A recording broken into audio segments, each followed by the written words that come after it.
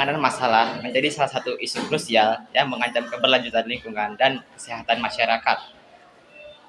Dampak negatif dari penumpukan sampah yang tidak terkendali semakin menjadi perhatian serius bagi para pakar dan pemerintah. Perlu adanya upaya kolektif untuk mengatasi dampak yang ditimbulkan oleh sampah ini. Plastik selalu menjadi masalah utama dalam pencemaran lingkungan, baik pencemaran tanah maupun laut. Sifat sampah plastik tidak mudah terurai. Proses pengolahannya menimbulkan toksit dan bersifat karsinogenik. Butuh waktu sampai ratusan tahun bila terurai secara alami ataupun sendirinya. Dilansir dari internet yang kami telusuri, Indonesia merupakan penghasil sampah laut terbesar kedua di dunia. Penelitian dari UC Davis dan Universitas Nasanuddin yang dilakukan di Pasar Pautere, Makassar, menunjukkan 23% sampel ikan yang diambil memiliki kandungan plastik di perutnya. Jika diolah dengan baik, sampah plastik daur ulang dapat menghasilkan keuntungan sebesar 16.379.000 per bulan dari produksi 48 ton sampah plastik. Ada beberapa dampak negatif akibat sampah jika tidak ditangani secara serius oleh berbagai pihak, yaitu 1. Menyebabkan kerusakan ekologis. 2.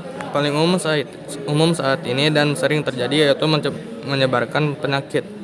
3. Seperti yang sudah sangat diperhatikan di kota maupun daerah kampung tentang sampah, yaitu menyebabkan banjir. 4. Dan yang sangat membuat sampah ini sangat disegani juga membuat risih orang lain adalah menyebabkan bau yang tidak sedap dalam seperti busuk.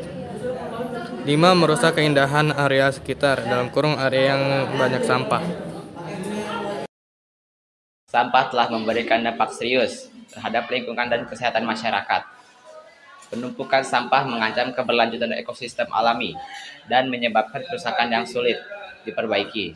Dalam beberapa tahun terakhir, peningkatan jumlah sampah plastik menjadi ancaman utama terhadap lautan. Solusi mengatasi tentang sampah ini masih menjadi ironi dan masih menjadi pandangan yang disepelekan oleh sebagian masyarakat. Tentulah kunci untuk meminimalisir sampah yang ada di sekitar kita, yang utama itu adalah soal kesadaran diri masing-masing. Solusi dan cara yang mungkin kita bisa lakukan yaitu 1. Membawa kantong belanja sendiri yang sifatnya bukan dari bahan plastik. 2. Membawa botol minum sendiri, contoh seperti tumbler dan sejenisnya. 3. Tidak menggunakan sedotan plastik. 4. Hindari membeli makanan dan minuman kemasan plastik. Dan yang terakhir, daur ulang sampah plastik. Dan masih banyak cara yang kita bisa dan mampu untuk mengurangi sampah yang ada di negara bahkan bumi kita. Sekarang kita lemparkan ke rekan satu tim saya, yaitu Raflan, yang akan menanyakan secara langsung tentang lingkungan sampah kepada masyarakat sekitar. Dan untuk Raflan, kami persilahkan. Terima kasih kepada rekan saya yang ada di studio, yaitu Ilham. Sekarang saya sudah ada di lokasi, yaitu di Citayam, Bojonggede, Bogor, dan akan menanyakan tentang lingkungan sampah kepada masyarakat sekitar. Karena sampah di sini lumayan beredar di kalangan masyarakat. Akan mewawancarai warga sekitar tentang lingkungan sampah, dampak yang diakibatkan dari sampah. Mari ikuti dan kita akan cari warga sekitar.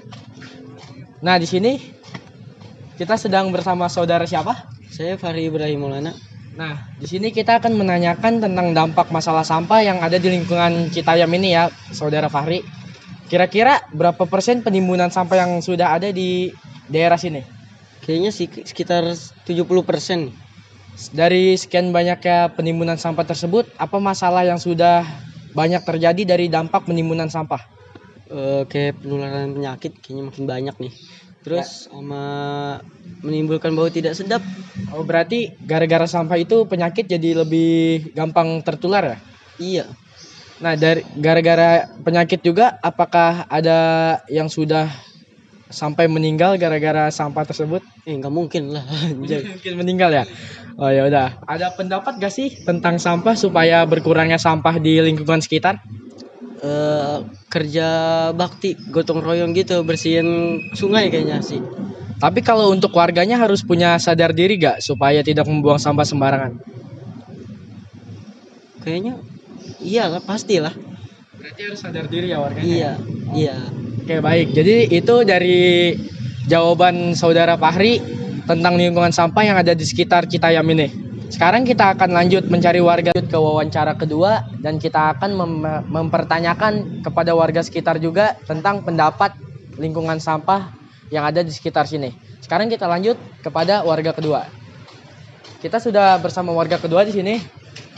Permisi, Ya, dengan saudara siapa? dengan saudara Syafran.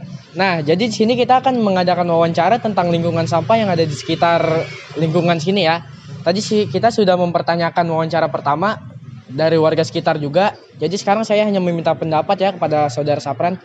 Apa sih pendapat yang harus dilakukan para warga sekitar supaya tidak adanya penimbunan sampah yang sudah terlalu banyak ini? Menurut saya sih ya nggak usah buang sampah sembarangan. Terus setiap rumah itu punya tong sampah satu agar tidak buang sampah sembarangan. Seharusnya sih warga juga punya kesadaran diri supaya tidak buang sampah sembarangan. Terus menurut saya itu orang yang mau bakar sampah itu sebaiknya ditanam aja, Pak. Ditanam aja ya.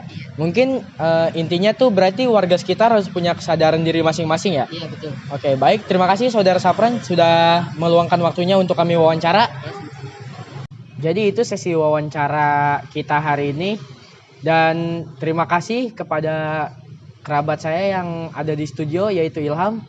Mungkin cukup sekian berita di lingkungan Citayam Bojonggede Bogor ini. Dan sisanya kita akan lempar kepada teman saya yang Ilham sana. Terima kasih. Dah gitu aja. Terima kasih untuk rekan saya Raflan yang sudah mewawancarai masyarakat sekitar. Sekian berita hari ini tentang lingkungan sampah. Saya Ilham Derhamba, pamit undur diri. Sampai jumpa di waktu berikutnya.